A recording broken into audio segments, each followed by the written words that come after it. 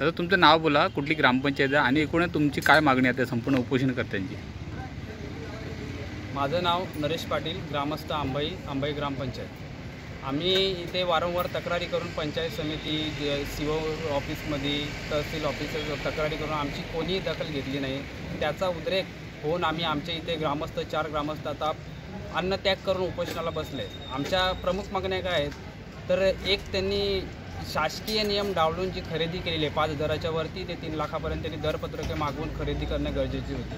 ते न मागवता यांनी अवाजवी दराने ग्रामसेवक सरपंच यांनी स्वतः खरेदी करून ती आमच्या ग्रामपंचायतला आणून आमच्या ग्रामपंचायत हद्दीमध्ये आणून दिवे लावणे, बाकी दिवे। दुसरी एक गोष्ट सांगायची झाली खरेदीची म्हणजे दिवे लावले ते MSVची परवानगी न घेता त्यांनी दिवे लावले। जवळजवळ त्यांनी 300-400 दिवे लावले असतील आणि ते सर्व दिवे MSVने काढून नेऊन टाकले।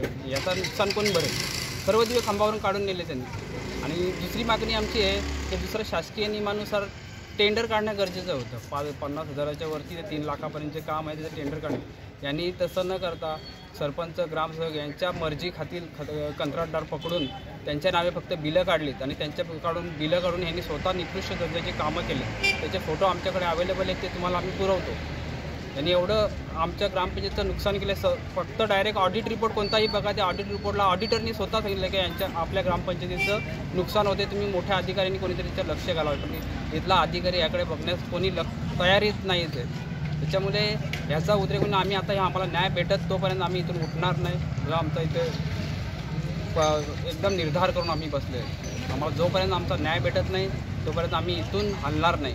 आमचं काही हो, आम्ही बेमुदत आंदोलन इथं आमरण उपोषणाला बसलो आहोत। सर मला सांगा, तुमच्या ग्रामपंचायतीमध्ये काही गैरव्यवहार झालेले आहे, कशा प्रकारचा गैरव्यवहार करण्यात आला इथं? सर प्रथम मी माझं नाव सांगतो, मनोज गुवारी, मी ग्रामपंचायत सदस्य आहे अंबाईचा आणि आमचे पण सदस्य आहेत 2। एक मुद्दा देतो सांगतो मला खुटलचा। खुटल इथे जे पेशामधून एक याचं काम केलं फिल्टर प्लॅनचं, त्या ठिकाणी ते काम आम्हाला न विचारता केलं। म्हणजे पहिला याच्यामध्ये मासिक मीटिंगमध्ये त्याची काही चर्चा केली नाही, काही नाही। त्याच्या आधी ते काम केलं आणि त्याच्यानंतर त्यांनी जी प्रोसिडिंग ही केली त्याच्यामध्ये निर्मला बरड जी आहे ना सदस्य, ती त्यावेळेस याला नव्हती, मिटिंगला पण नव्हती, मासिक मिटिंगला।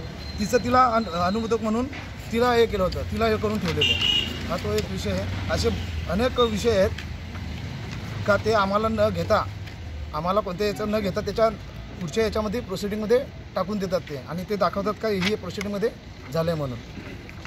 आता तुमची मागणी काय याच्यामध्ये? याची चौकशी झाली पाहिजे, संपूर्ण चौकशी, त्यांच्यावर चौकशी व्हावी आणि त्यांच्यावर कारवाई व्हावी, हीच आमची मागणी आहे। सर आमगावचे ग्रामस्थ जे उपोषण बसलेले त्याला तुम्ही पाठिंबा देता तुमच्या संघटनेच्या माध्यमातून, काय सांगाल या संदर्भात? तर नमस्कार, आमचं एकता संघर्ष संघटन आहे आणि आम्हाला माहिती झालं की आमगाव, खुटल हे जे ग्रुप ग्रामपंचायत आहे आणि त्या ग्रामपंचायतमध्ये मोठ्या प्रमाणात भ्रष्टाचार झालेला आहे। तिथले काही सरपंच, ग्रामसेवक, काही सदस्य यांच्याकडून काही सदस्य लोकांना विश्वासात न घेता खोट्या सह्या करून, खोटे रिपोर्ट बनवून अशा प्रकारे त्यांच्यावर एक प्रकारचा त्या नागरिकांवर अन्याय झालेला आहे।